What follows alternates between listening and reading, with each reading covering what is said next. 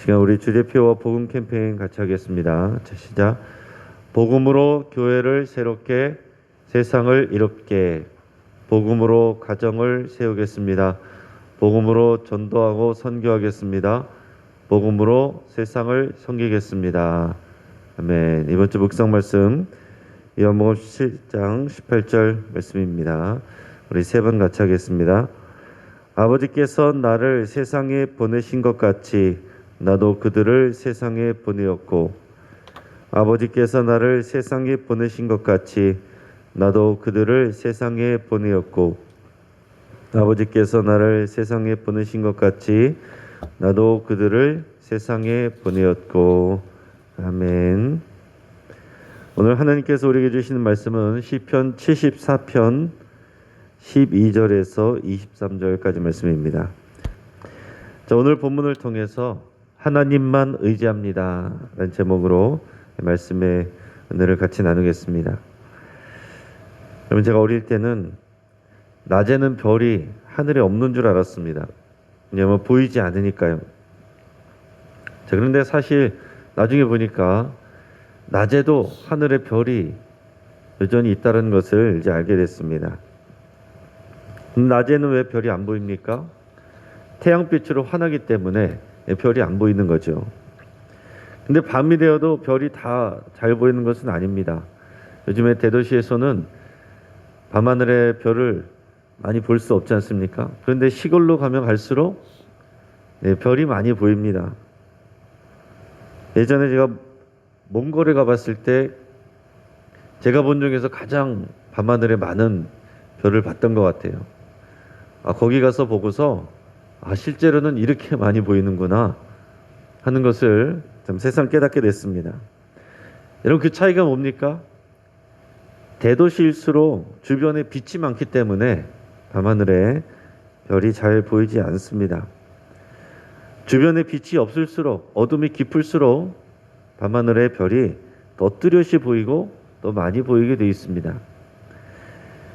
별이 잘 안 보인다고 해서 하늘에 별이 없는 것이 아닌 것처럼, 여러분, 하나님이 잘 안 보이고 느껴지지 않는다라고 해서 하나님이 계시지 않은 게 아닙니다. 우리가 잘 모르고 느껴지지 않는다라고 해서 하나님이 일하고 계시지 않은 것이 아니다라는 거죠.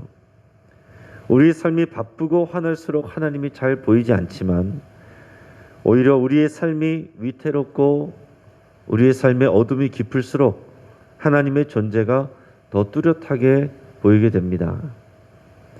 오늘 우리가 시편 74편을 읽었는데, 이 74편의 배경은요, 이 예루살렘 성전이 이방 민족의 공격으로 훼손된 상황입니다.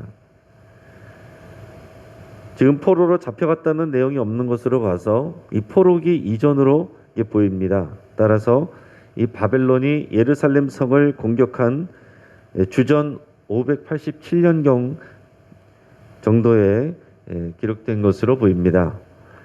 어떤 상황이었는지 우리 오늘 본문이 중간부터인데 그 앞부분에 4절에서 9절까지를 한번 잠깐 읽겠습니다. 주의 대적이 주의 회중 가운데서 떠들며 자기들의 깃발을 세워 표적으로 삼았으니 그들은 마치 도끼를 들어 삼림을 베는 사람 같으니이다. 이제 그들이 도끼와 철퇴로 성소의 모든 조각품을 쳐서 부수고 주의 성소를 불사르며 주의 이름이 계신 곳을 더럽혀 땅에 엎었나이다. 그들이 마음속으로 이르기를 우리가 그들을 진멸하자 하고 이 땅에 있는 하나님의 모든 회당을 불살랐나이다. 우리의 표적은 보이지 아니하며 선지자도 더 이상 없으며 이런 일이 얼마나 오래는지 우리 중에 아는 자도 없나이다. 자, 지금 말씀을 읽어보면 지금 이 상황이, 이 시인이 경험하고 있는 그 시대의 상황이 얼마나 참담하고 또 고통스럽고 또 어두운가 하는 것을 우리가 느낄 수 있습니다. 자, 하나님을 대적하는 적군들이 와서 자기들의 깃발을 세웁니다. 이 우리나라에, 자기 나라에 그 자기들의 깃발을 세워놓습니다. 도끼로 나무를 베는 사람처럼 성전의 기물들을 다 부숴버리고 성소를 불살랐습니다. 성전이 더럽혀지고 훼손됐습니다. 적들은 유다 땅에서 하나님의 모든 성소들과 회중들을 파괴하고 유린했습니다. 더 이상 이제는 하나님의 표적도 보이지 않고 선지자의 음성도 들리지 않습니다. 하나님이 침묵하고 계십니다. 이런 비극적인 상황이 도대체 얼마나 더 오래 갈지 아무도 알 수 없는, 아무도 알려주지 않는 그런 절망스러운 상황이다라는 거예요. 자, 이런 비극적인 상황이 되면 하나님의 백성들은 두 가지 선택을 할 수 있습니다. 하나는 하나님을 원망하고 불신하는 것이고, 또 다른 하나는 더욱 하나님을 의지하고 하나님께 집중하는 것입니다. 근데 오늘 시편 기자는 후자를 선택했어요. 그래서 오늘 읽은 우리 본문 말씀에서는 하나님이 어떤 분이신지에 대해서 자기 신앙을 고백하며 하나님 앞에 이렇게 나가는 것입니다. 크게는 세 가지로 고백하고 있는데, 먼저는 하나님이 왕이십니다. 이것을 고백하고 있습니다. 오늘 12절 말씀을 우리 같이 읽겠습니다. 자, 시작. 하나님은 예로부터 나의 왕이시라. 사람에게 구원을 베푸셨나이다. 아멘. 한번 따라 보겠습니다. 하나님은 왕이십니다. 지금 시인은 의지적으로 이 믿음의 고백을 하면서 하나님을 더 의지하고 하나님께 더 집중하고 있는 거예요. 지금 이 상황을, 이 어려움을, 이 어둠의 문제를 해결할 수 있는 분은 오직 하나님밖에 없다는 것을 이 시인은 분명히 고백하고 있습니다. 하나님은 왕이시라고 고백하고 있어요. 그것도 예로부터 왕이십니다. 이렇게 고백을 했습니다. 자, 이 말은 세상이 창조될 때부터, 태고적부터 하나님은 원래부터 우리의 왕이셨습니다. 이렇게 고백하는 것입니다. 그것도 하나님은 무능한 왕이 아니라 자기 백성을 위험과 위기로부터 구원해내는 능력의 왕이시라고 고백하는 것입니다. 하나님이 우리의 구원자시라고 뒤에 또 붙이고 있어요. 여러분, 시인의 이 믿음의 고백은 매우 중요합니다. 우리에게도 마찬가지예요. 하나님이 우리의 왕이십니다. 우리 주님이십니다. 이 고백이 하나님이 정말로 듣기를 원하시는 믿음의 고백인 것입니다. 말로만 주여 주여 하는 것이 아니라 우리 삶에서 정말로 하나님이 나의 왕이시고 나의 주님이시라고, 하나님이 나의 유일한 구원자시라고 이 고백하는 것을 하나님이 듣기를 원하시는 거예요. 지금 상황은 아마도 주전 722년에 북이스라엘이 아수르 제국에게 망한 다음이고, 또 남유다마저 이 바벨론에게 공격을 받아서 멸망할 위기가 높아져 있는 그런 지금 상황입니다. 지금 나라가 망하게 생긴 상황이에요. 자, 이런 위기가 왜 왔습니까? 그들의 왕이 무능하기 때문에 온 것입니다. 왕이 옳지 못했기 때문에 그런 거예요. 북이스라엘의 왕들은 시작부터 하나님을 섬기지 않았고 우상을 숭배했습니다. 북이스라엘의 왕들은 대부분이 다 잘못된 왕들이었어요. 또 유다의 왕들은 대체적으로는 하나님을 섬겼지만 끝까지 온전하게 신실하게 그렇게 섬긴 사람은 또 많지는 않았습니다. 여러분, 시간을 거슬러 올라가면 이런 왕정 시대가 시작되기 전에, 그전에는 왕이 없는 하나님이 직접 통치하시는 신탁 통치, 그런 시대였습니다. 신정 정치. 정말 필요할 때 하나님께서 사사들만 세워서 역사하시는 그런 시대가 있었습니다. 자, 하나님의 마음은 뭐였습니까? 이스라엘 백성들을 출애굽시켜서 가나안 땅, 약속의 땅으로 데려오셔서 하나님이 왕이 되셔서 직접 통치하시는 이런 신의 나라, 하나님의 나라를 만드시는 것이 하나님의 목적이었어요. 하나님이 왕으로서 이스라엘 백성을 다스리기를 원했습니다. 자, 그런데 이스라엘 백성들이 어떻게 했습니까? 인간 왕을 원했어요.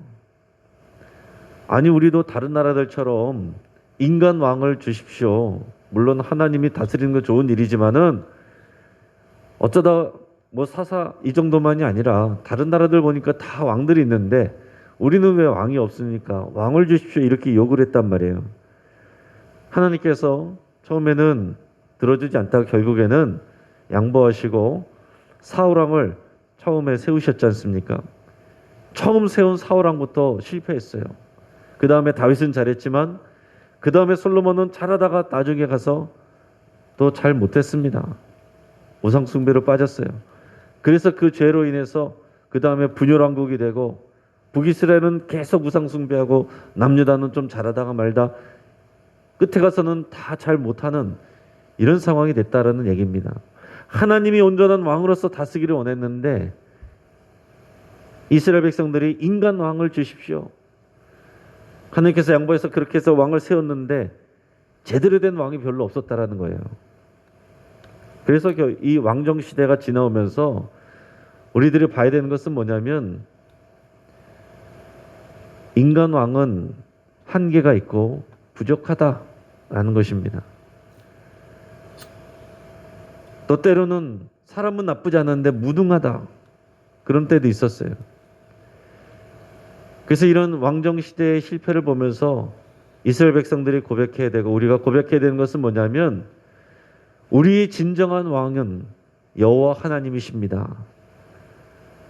우리를 구원하시는 분은 여호와 하나님이십니다. 이 고백이 정말 필요한 거예요. 지금 이 시편 기자가 그 고백을 하고 있다라는 얘기입니다.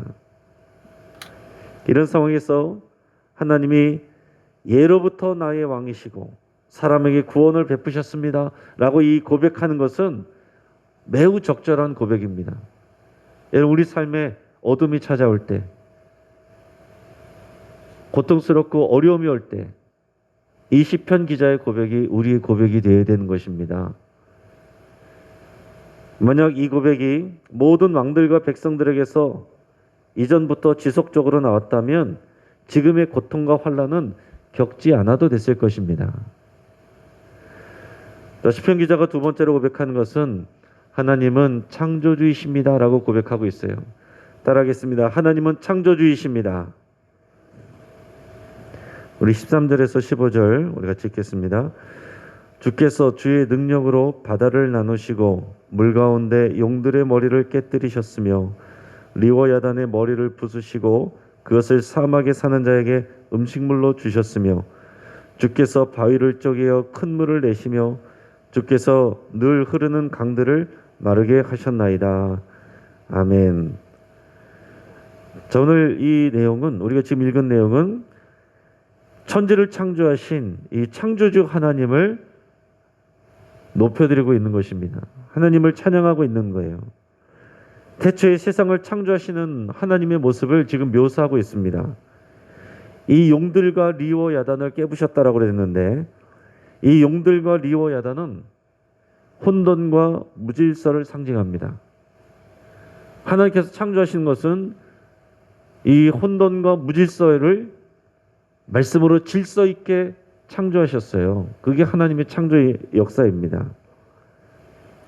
고대 근동 문헌에서 리워야단은 7개 머리를 가지고 몸을 돌돌 말고 있는 이런 뱀으로 이렇게 보통 묘사된 그런 바다 괴물의 다른 이름입니다. 그러니까 성경 속에서 특히 구약에서 이 바다는요 하나님을 대적하는 사탄의 본거지. 이 바다는 그런 이제 두려움, 인간에게 두려움을 주는, 사망을 주는, 하나님과 반대되는 그런 상징이 바다입니다. 리워야다는 그 바다에서 사는 그런 괴물이에요. 하나님을 대적하는 이런 괴물을 하나님께서 간단하게 사막의 짐승들, 물이 없는 사막의 짐승들에게나 먹이로 줘버리는 그런 놀랍고 능력 있는 하나님으로 고백을 하고 있는 것입니다. 그만큼 하나님이 능력의 창조주이시다라는 것을 지금 강조하는 표현이에요. 근데 오늘 본문 앞에서는 시편 기자가 안타까움에서 고백하고 탄원하는 것이 뭐냐면 이 고통스러운 상황 속에서 이 깊은 절망의 어둠 속에서 왜 하나님 침묵하고 계십니까? 왜 아무것도 안 하고 계십니까? 이게 갑갑한 마음이었거든요. 근데 이제는 고백할 때 이 하나님께서 정말 능력 있게 이 원수들을 다 깨뜨리시고 역동적으로 역사하시는 그런 하나님을 지금 찬양하고 있어요. 왜 그렇겠습니까? 지금 그런 창조 때의 역동적인 그런 모습으로 이 나라의 민족의 이 상황 속에서 하나님 일하여 달라는 그런 마음으로 호소하고 있는 것입니다. 오늘 15절에 보면 바위를 쪼개어서 큰 물을 내시고 흐르는 강들을 마르게 하셨다, 이런 표현이 있는데, 그런 역사는 출애굽기의 일들을 떠올리게 합니다. 이 불가능한 것을 가능하게 하신 그런 하나님을 지금 묘사하고 있는 것이죠. 하나님은 바위를 쪼개서 바위에서 물을 나오게 하시고 흐르는 강을 마르게 하시고 바다를 멈추게 하시는 그런 하나님이세요. 모든 자연 만물까지도 통치하시는 능력의 하나님, 그런 하나님이십니다. 자, 시편 기자는 그런 역전의 역사들, 불가능을 가능으로 만드신 하나님의 역사가 지금 자기 민족에게 다시 재현되기를 바라는 마음으로 이런 하나님의 이전에 있었던 역사를 기억하면서 하나님을 찬송하고 있는 것입니다. 자, 이어서 우리 16절, 17절 같이 읽겠습니다. 낮도 주의 것이요 밤도 주의 것이라. 주께서 빛과 해를 마련하셨으며 주께서 땅의 경계를 정하시며 주께서 여름과 겨울을 만드셨나이다. 아멘. 여러분, 하나님은 낮과 밤을 만드시고 빛과 해도 창조하신 분이십니다. 땅의 경계를 정하시고 여름과 겨울을 비롯한 모든 사계절을 만드신 분이 이 창조주 하나님이세요. 하나님은 무에서 유를 창조하시는 분이십니다. 그렇기 때문에 하나님이 원하신다면 아무리 불가능해 보이는 상황이라도 역전시키시고 새로운 세상을 창조시킬 수 있다라는 그 믿음을 지금 고백하고 있는 것입니다. 여러분, 지금 이 코로나 상황, 바이러스도 하나님이 만드신 거예요. 하나님이 원하시면 멈출 수 있습니다.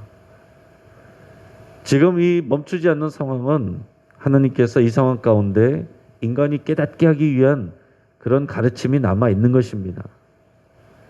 인간이 할 수 없다라는 거, 인간이 아무리 대단한 것 같아도 인간의 과학과 의학과 여러 가지 정치와 기술과 외교와 모든 것을 다 동원해도 눈에 보이지도 않는 이 바이러스 하나 정복하지 못한다. 결국 모든 나라들이 다 두 손 두 발 드는 거 아닙니까? 그런 바이러스도 정복 못하는 사람이 하나님을 다 아는 것처럼 그렇게 판단하고 말하는 것이 얼마나 교만한 것인가. 모든 나라와 백성들이 이것을 깨닫고 하나님 앞에서 겸손하게 엎드려져야 되는 시간이에요. 그러나 우리가 정말 겸비하게 하나님 앞에 믿음으로 나가면 하나님이 만드신 그런 창조물 중에 작은 것인데 그것 하나를 왜 못하시겠습니까? 정말 중요한 것은 바이러스에 집중하는 것이 아니라 그것을 창조하신 하나님께 집중하는 것이 우리에게 필요한 것입니다. 자, 세 번째로 오늘 시편 기자는 언약의 하나님을 고백합니다. 따라하겠습니다. 언약의 하나님이십니다. 우리 18절에서 23절까지 말씀을 같이 읽겠습니다. 여호와여, 이것을 기억하소서.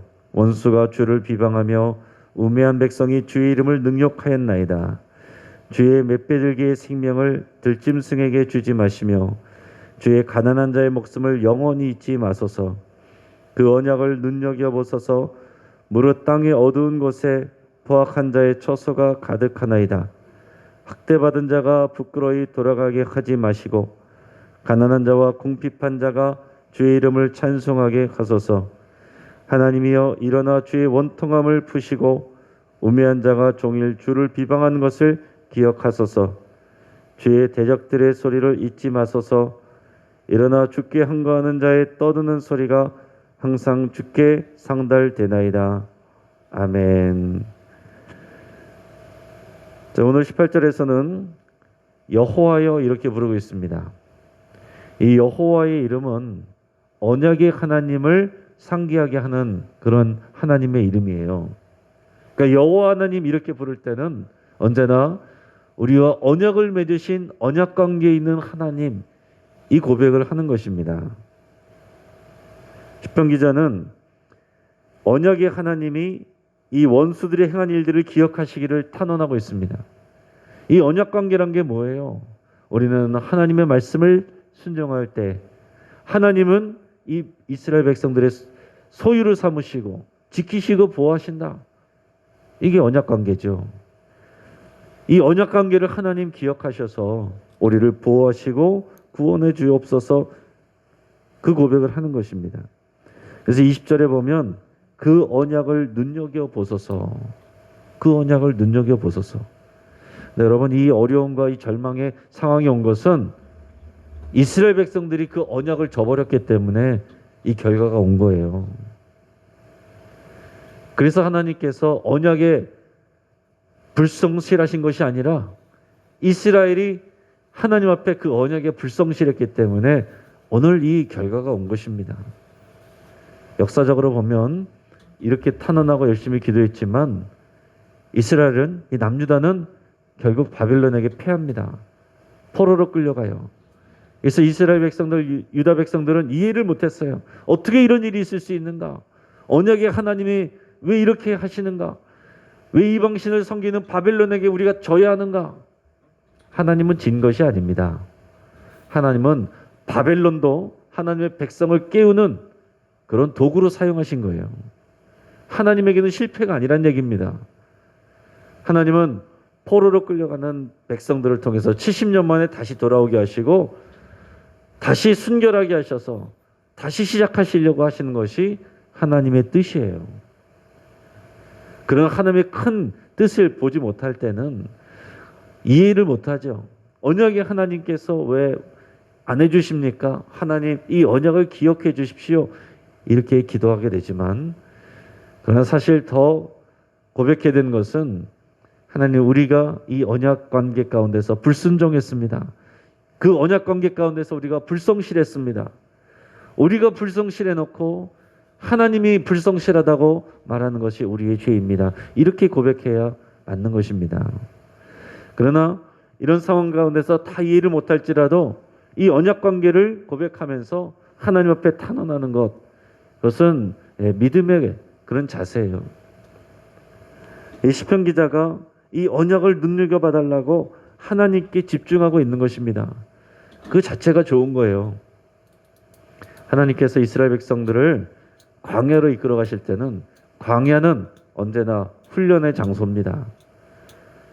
거기서 들어야 될 하나님의 음성이 있는 것이고 하나님이 가르쳐주기 원하시는 수업 내용이 있는 거예요. 그래서 우리는 광야를 학교라고도 부르는 것입니다. 광야 학교에 입학했다, 그런 표현을 하는 거예요. 그런 고통과 고난의 광야 학교에 입학하면 빨리 벗어나기를 원할 때는 그 과제를 빨리 배워야 돼요. 빨리 고백해야 됩니다. 하나님이 뭘 원하시는지. 지금 이스라엘 백성들, 유다 백성들에게 있어서 배워야 될 그 과목은 뭡니까? 우리가 하나님 앞에서 이 언약에 불순종했습니다. 이걸 깨닫고 우상을 섬겼던 것을 깨닫고, 그래서 오직 여호와 하나님, 언약의 하나님, 언약대로 우리가 충실하게 여호와 하나님만을 사랑하고 하나님의 말씀대로 우리 동포와 동족들, 어려운 사람들, 가난한 사람들, 그런 사람들을 돌보는 거, 하나님의 말씀대로 되돌아가는 것이 하나님께서 가르치기를 원하시는 것입니다. 그들이 잃어버렸던 그 신앙을 다시 되찾기를 원하시는 거예요. 오늘 시편 기자는 그러면서 21절부터 23절까지 보면 유다 백성을 학대받은 자, 가난한 자, 궁핍한 자 이렇게 표현하고 있고, 반대로 바벨론을 우매한 자, 주의 대적들, 주께 항거하는 자, 지금 그렇게 고백하면서 하나님의 백성들을 보호해 주시고 하나님의 대적들이 하나님을 비방하고 하나님의 백성들에 행한 이 악행들을 하나님 기억해 주셔서 저들을 심판하시고 하나님의 백성들을 보호해 주시고 신원해 주시옵소서, 이 고백을 하고 있는 것입니다.